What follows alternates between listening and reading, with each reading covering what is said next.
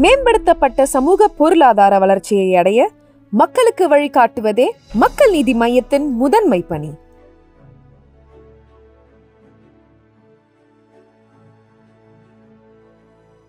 இன்றைய சிறப்பு நேர்காணல் நிகழ்ச்சியிலே பங்கு பெறுகின்ற விருந்தினர்கள் 80களிலே தமிழ் சினிமா உலகில் பரபரப்பாக இயங்கிக் கொண்டிருந்த நடன பெண்மணிகள்.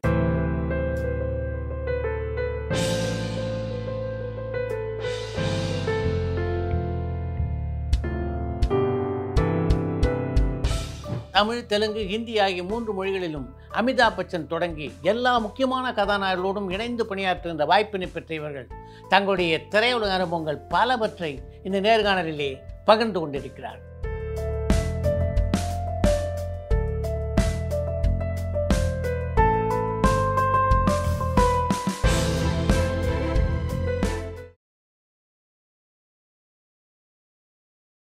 வணக்கம். வணக்கம் சார். உங்கள் எல்லாரையும் பல ஆண்டுகளாக எனக்கு தெரியும். ஆனால் நம்முடைய ரசிகர்களுக்கு உங்கள் எல்லாரையும் அந்த அளவுக்கு தெரிஞ்சிருக்க வாய்ப்பு இல்லை. அதனால் நீங்கள் உங்கள் பேரை சொல்லி முதல்ல உங்களை இன்ட்ரோடியூஸ் பண்ணிக்கிங்க. நேயர்களுக்கு வணக்கம். என் பேர் விஜயலக்ஷ்மி. நான் வந்து டான்ஸராக இருந்து அசிஸ்டன்ட் கோரியோகிராஃபராக தாரா மாஸ்டர்கிட்ட ஒரு 10-15 வருஷம் நான் வேலை செஞ்சுருக்கேன். இப்போ நான் இப்போ டான்ஸ் மாஸ்டராக ஒர்க் பண்ணிகிட்ருக்கேன் சார்.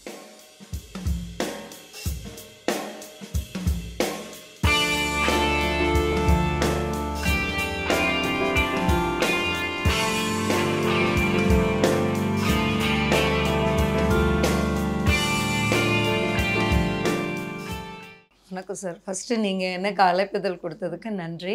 நேயர்களுக்கும் வணக்கம். விஜயலக்ஷ்மிக்கா மூலயமா இந்த இடத்துல நான் உட்காந்துருக்குறேன். ஸோ உங்களுக்கும் நன்றிக்கா. சார், நான் வந்து சைல்டு ஆர்டிஸ்ட்லேயே உங்கள் படம் கடலோர கவிதைகளில் வந்து நான் நடிச்சிருக்கேன். வாய்ஸ் டப்பிங்குலும் கொடுத்துருக்கேன். அப்போயே எனக்கு ரொம்ப இன்ஸ்பிரேஷன். நீங்கள் துருன்னு இருப்பீங்க. இன்றைக்கி வந்து அதே தான் இருக்கீங்களே. உங்கள் முன்னாடி நான் இப்படி உட்கார்ந்ததுக்கு கடலுக்கு நான் நன்றி சொல்கிறேன். என் பேர் Rekha அஞ்சலினா. I am a dance choreographer.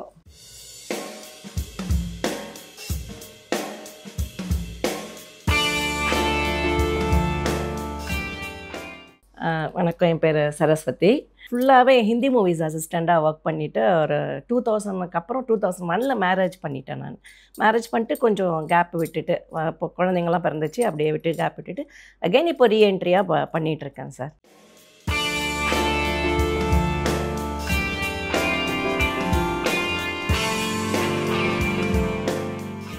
விஜயலட்சுமிக்கு ஒரு நடன பெண்மணி ஆகணுன்ற எண்ணம் எப்போ வந்தது? இல்லை சார், அது வந்ததுன்னு சொல்ல முடியாது. குடும்ப சூழ்நிலையினால தான் வந்தேன். பண கஷ்டம், ஃபேமிலி, அப்பா இல்லை.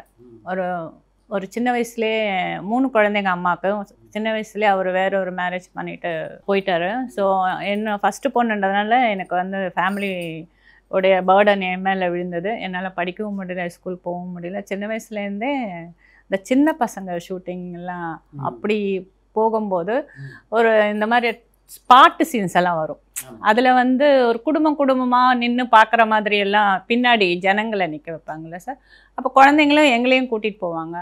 நாங்களும் அந்த ஷூட்டிங் போயிட்டு அந்த டான்ஸ் ஆடுறவங்க, நம்ம டான்சர்ஸு, மாஸ்டர்ஸு அதெல்லாம் பார்த்து எனக்கு ரொம்ப டான்ஸராக ஆகணும், இவங்கள மாதிரி நம்ம ஆடுவோமா.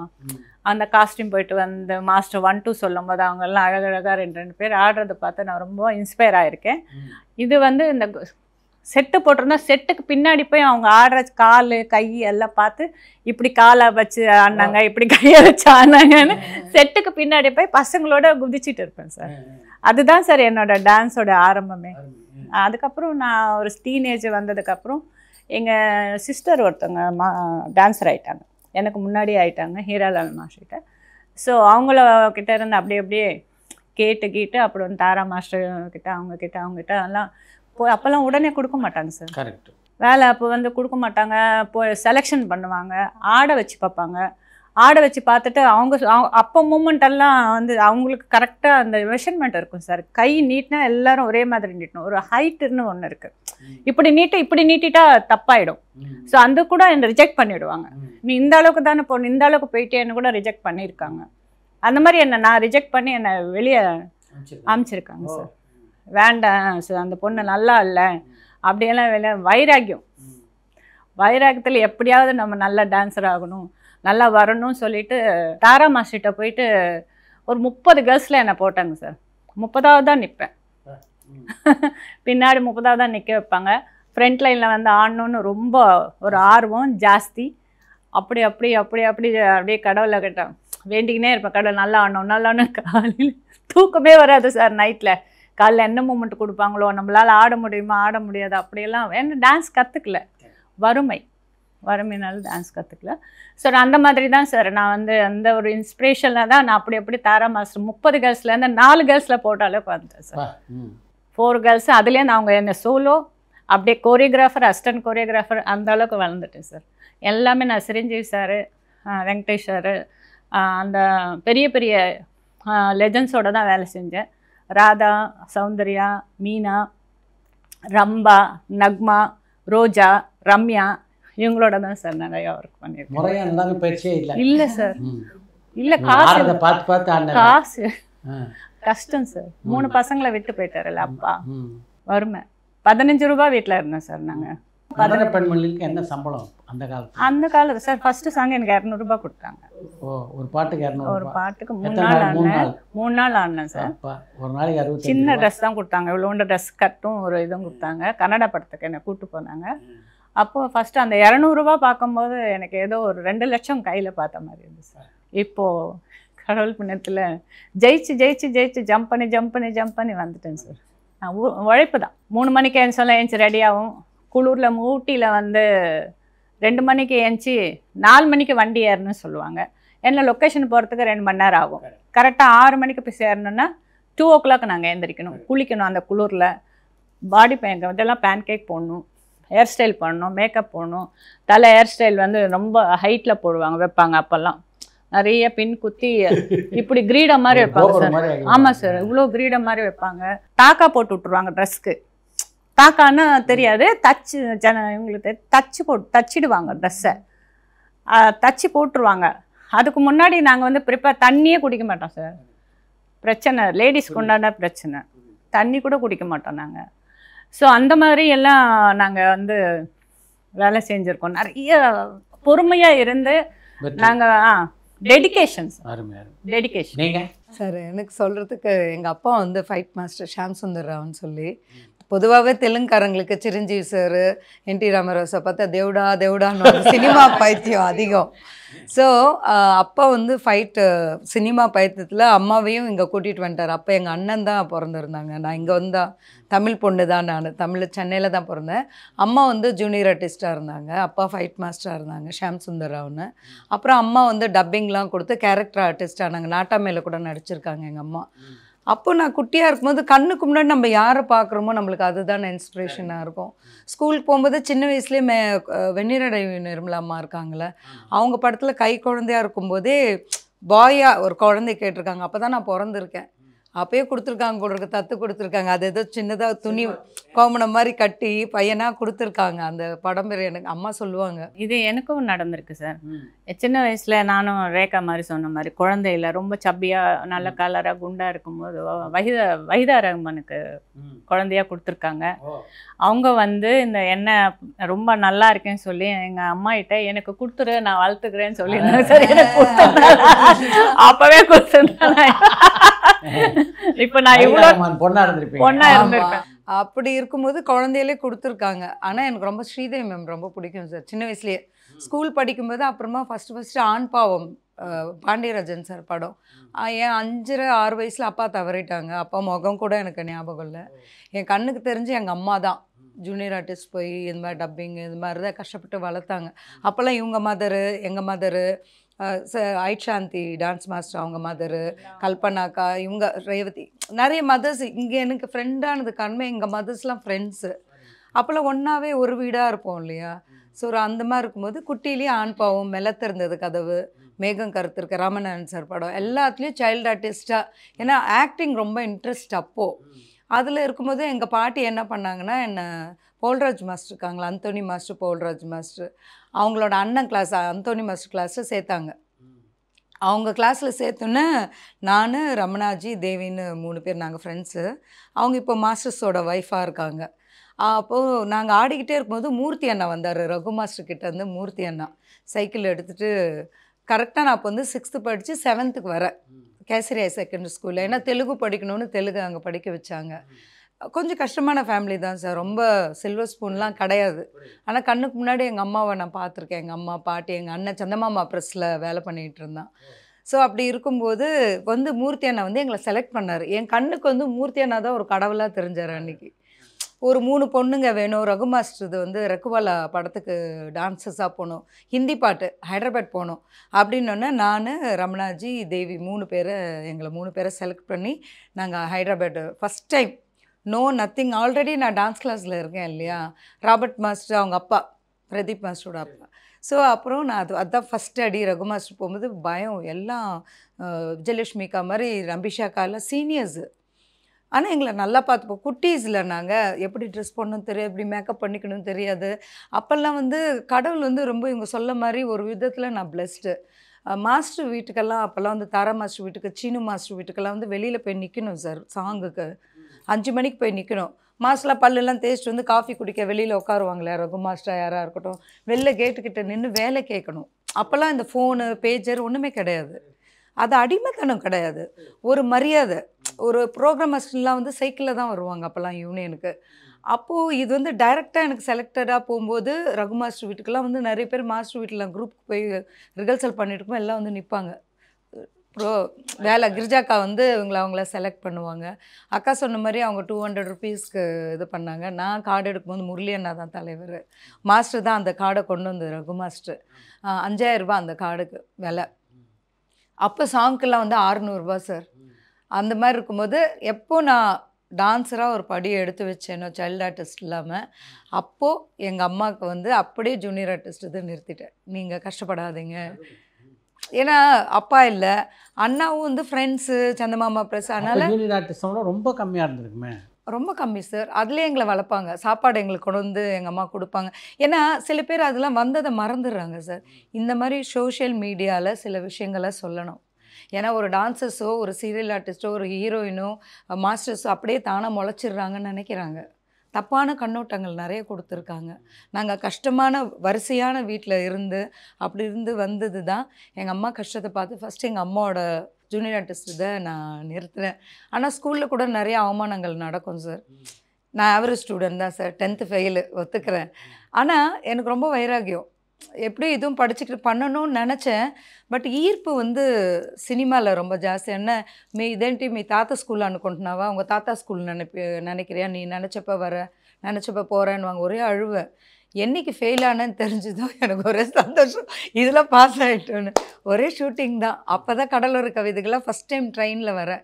பாரதிராஜா சார் அந்த டப்பிங் பேசும்போது தான் சிரினார். அந்த மீன் எடுத்தோன்னே ரேகா மேம், சத்யராஜ் சார் மீன் எடுப்பார்ல, ரேகா மேமும் அவங்க தம்பி புட்டி போட்டு சிரிப்பாங்க அந்த ஒரு வீட்டில் ஏதோ ஒரு சீனுக்கு. நல்ல சிரி அப்படின்னா, குட்டி ரேகா, பேபி ரேகா அப்படின்னாரு. அன்னைக்கு ரேகான்னு பேர் வச்சு தான் என் பேர் வந்து பரமேஸ்வரி. இந்து பேக்ரவுண்ட் தான், அம்மா எல்லாம் தெலுங்கு இது தானே, விஜயவாடா பீமவரம். நாங்கள் பரமேஸ்வரியின் ஜாதக பேர். ஆனால் அன்னிலேருந்து குட்டி ரேகா, பேபி ரேகான்னு இப்போ வரைக்கும் அவர் வச்ச பேர் தான் சார் இருக்கு. அவர் என்னை மறந்துருக்கலாம். வரதராஜா சார் ரொம்ப நன்றி, நீங்கள் இந்த இதை பார்க்கணும். ஸோ சின்ன வயசுலேயே நிறைய டைரக்டர்ஸ், ரமணாராயண் சார், பாரதிராஜா சார், நீங்கள் தான் அதில் இருந்தீங்க, சுந்தரராஜன் சார். அப்போ வந்து சுந்தரம் மாஸ்டர் டான்ஸ் மாஸ்டர் மெல்ல திறந்தது கதவுல. தம்மாத்தூன்லேயே நல்லா ஆடும், என்னை மாஸ்டர் முன்னாடி நிறுத்துவார். பிரேமாக்கா தான் இப்போ அசிஸ்டன்ட். ஸோ இப்படி கடந்து வந்து ரகு மாஸ்டர் இதில் லாஸ்ட் லைனில் நின்று கொஞ்சம் டார்க்காக இருப்பேன், நான் ஒல்லியாக இருப்பேன், டார்க்காக இருப்பேன். இப்போல்லாம் கொஞ்சம் எல்லாமே அழகுப்படுத்து, லவ் யுவர் செல்ஃப் நீங்கள் சொன்னீங்கல்ல. ஸோ அதனால் வந்து பேக் ரோலேருந்து ஃப்ரண்ட் ரோ வந்து அசிஸ்டண்ட் ஆகி இப்போ மாஸ்டர் அசிஸ்டண்ட் கூட அந்த குடும்பத்தில் நான் போனது உண்மையாகவே அந்த குடும்பத்துக்கு நான் நன்றி சொல்கிறேன். ரகு மாஸ்டர்லேருந்து கிரிஜா காக்கா ஆடினேன், அப்புறம் கலா மாஸ்டர், அப்புறம் பிருந்தா மாஸ்டர். படிப்படியாக அவங்க என்னை வந்து அவங்க வீட்டு பொண்ணாகவே தான் என்னை இது வரைக்கும் ட்ரீட் பண்ணியிருக்காங்க சார். இன்றைக்கி ரேகா சொன்னால் கூட கலா மாஸ்டர் ரேகாவான்னு கேட்பாங்க. ஸோ நம்ம மாஸ்டர் ஆனதே மலையாளத்தில் தான். ஸோ அதனால் வந்து இந்த இண்டஸ்ட்ரி தான், சினிமா தவிர எனக்கு ஒன்றுமே தெரியாது. யார் என்ன பேசிக்கிட்டாலும் I don't bother about that. சின்ன வயசுலேருந்து சினிமா தான் எனக்கு சோறு போடுது. சமையல் கூட கம்மியாக தான் சார் தெரியும். வீட்டில் இருந்ததை விட வெளியில் தான் நிறையா இருப்பேன். ஸோ அதனால் வந்து இந்த சினிமாக்கும் உங்களுக்கும் நான் ரொம்ப நன்றி சொல்ல. இந்த சினிமா தான் எனக்கு சாப்பாடு போடுது. So this is my thing. இப்போ ஆக்ட்ரஸாகவும் படங்கள் நடிச்சிட்ருக்கேன், சீரியலும் பண்ணிகிட்ருக்கேன். டான்ஸ் மாஸ்டராக சான்சஸ் வரும்போது டான்ஸ் மாஸ்டராகவும் பண்ணுறேன்.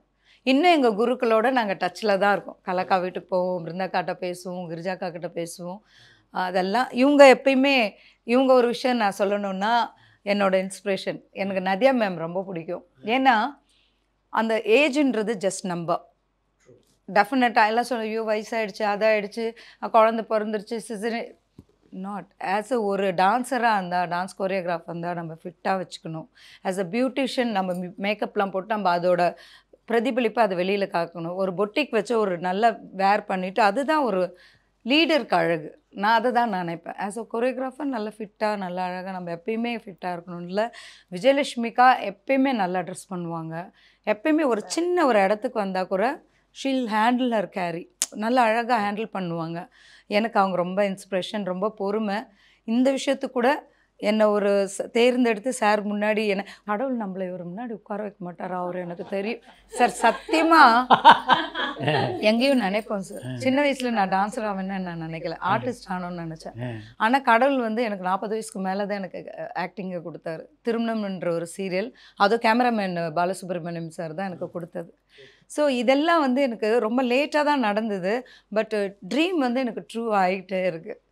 ஸோ அதனால் ரொம்ப என்னோட பாக்கியம். நான் இங்கே வந்து இது மீடியாவுக்கு தெரியணும், என்னோடய பரம்பரையை இது பார்க்கும். நாளைக்கு நான் மறைஞ்சா கூட என் குழந்தைங்க கூட இந்த இன்டர்வியூ பார்ப்பாங்க. பெத்த அப்பா அம்மாவை பார்க்கணும் சார். எந்த இண்டஸ்ட்ரியில் இருந்தாலும் எங்கள் கண்ணுக்கு முன்னாடி இவங்க பேரண்ட்ஸு, எங்கள் பேரண்ட்ஸ்லாம் ரொம்ப கஷ்டப்பட்டு எல்லாரோட பேரண்ட்ஸ் வளர்த்தாங்க தான். கமெண்ட்ஸு டக்குன்னு கீழே வரும், எல்லாரோட பேரண்ட்ஸ் வளர்த்தாங்க. இதெல்லாம் நான் பார்த்துருக்கேன் சார், பார்த்துருக்கேன். நம்மலாம் சில்வர் ஸ்பூன் கிடையாது. நம்ம அம்மா மாதிரி இல்லை சார். எங்கள் அம்மாலாம் ஜூனியர் ஆர்டிஸ்டாக போய் தான் எங்களெல்லாம் வளர்த்தது. அதுக்கப்புறம் தான் நான் இறங்கிட்டேன். ஜூனியர் ஆர்டிஸ்டாக அவ்வளோதான் சார். 15 ரூபாய் சார். நீங்கள் பசங்களுக்கு 2 ரூபாய் சாப்பாடு, எங்களுக்கெல்லாம் 2 ரூபாய் பொட்டல சாப்பாடு கொடுப்பாங்க. அதை கொண்டு அந்த 2 ரூபாய் 15 ரூபாய் வச்சுன்னா ஏதோ ஒரு ஞாயிற்றுக்கிழமான ஹோட்டலுக்கு போய் ஒரு சாப்ஸும் பொராட்டாவும் வாங்கி கொடுத்தா அது எங்களுக்கு பெரிய விருந்து சார்.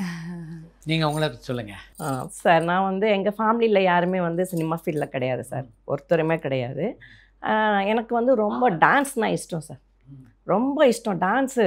எங்கேயாச்சும் கோவிலில் பாட்டுக்கிட்டு போட்டாங்கன்னா எடுத்து ஆடிக்கிட்டே இருப்பேன், ரோட்லேயே ஆடிடுவேன். எங்கேயாச்சும் ஒரு சின்ன ஒரு ட்ராமாவில் வந்து ஒரே ஒரு டான்ஸ் ஆடணும் அப்படின்னு சொன்னால் நான் வந்து ஆட சொல்லிட்டு அவங்க ட்ராமாவுக்கு முன்னாடி ஒரு டான்ஸ் ஆடிட்டு போவேன். அந்த மாதிரியே எங்கள் ஃபேமிலியும் பெருசாக ஒன்றும் இல்லை சார்.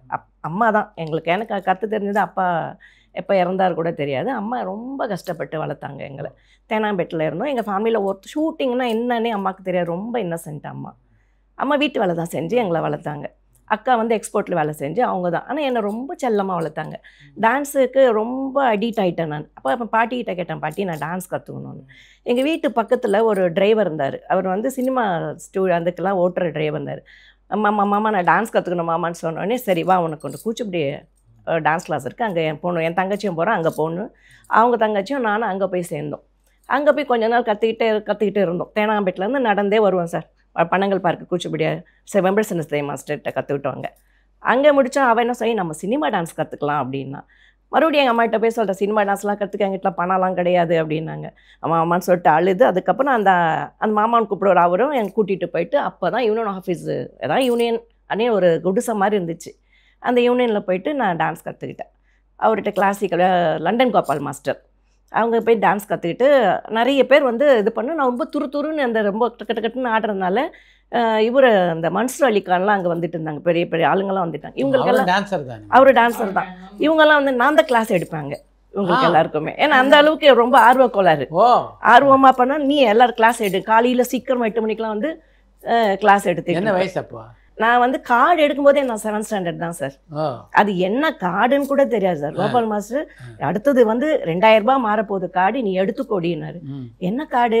அதெல்லாம் எடுத்துக்கோன்னு சொல்லிட்டு அம்மாகிட்ட சொல்லி நிறைய பாவாடெல்லாம் உள்ள எக்கச்சக்கம் உள்ள பாவாடெல்லாம் கட்டிக்கிட்டு அப்போ தான் ஃபஸ்ட் டைம் ஒரு புடவையில் கிழிச்சு தாவணி எல்லாம் போட்டு அனுப்பிச்சி விடுவோம் பொண்ணு அப்படின்னு சொன்னோன்னே அம்மாகிட்ட போய் சொல்லி இதை என்ன கார்டு என்னன்னு.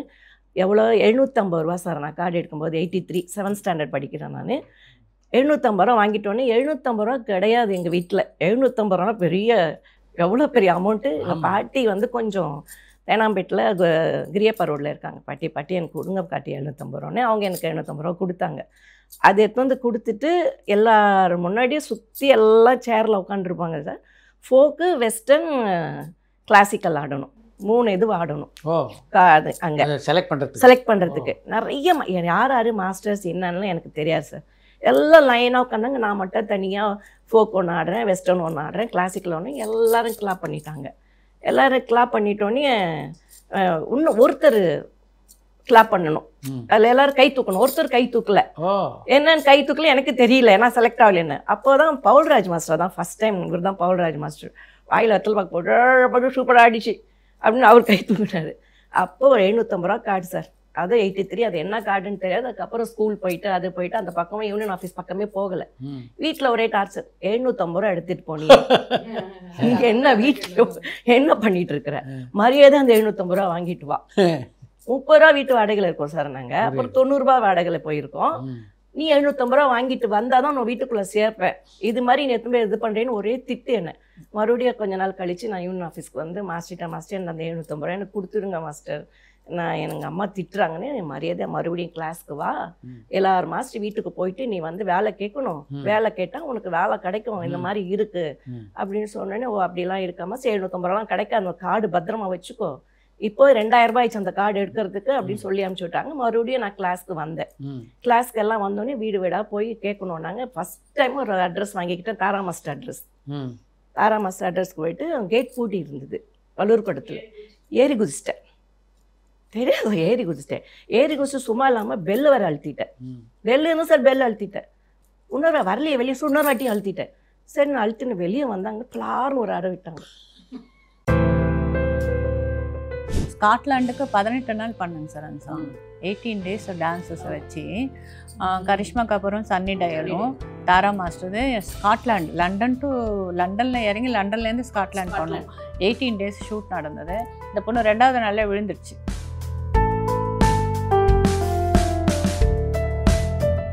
அப்போ இது மாதிரி மெட்ராஸ்லேருந்து கேர்ள்ஸ் ஆமா இன்னைக்கு சினிமா மாதிரி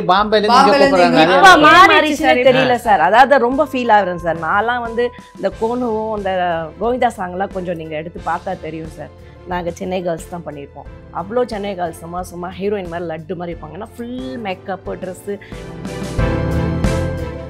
ஏதாவது படப்பிடிப்பில் இந்த ட்ரெஸ்ஸை போட மாட்டோம் அப்படின்னு எப்பாவது நீங்கள் வந்து இருக்கு சார். ஸ்விம்மிங் காஸ்டியூம் வரும்போது கொஞ்சம் கஷ்டமாக இருந்துச்சு எங்களுக்கு. ஆமாம், ஸ்விம்மிங் காஸ்டியூமோட ஆடிருக்கோம் டான்ஸ். அது போட மாட்டோம் சொல்லலை. மேம்படுத்தப்பட்ட சமூக பொருளாதார வளர்ச்சியை அடைய மக்களுக்கு வழிகாட்டுவதே மக்கள் நீதி மையத்தின் முதன்மை பணி.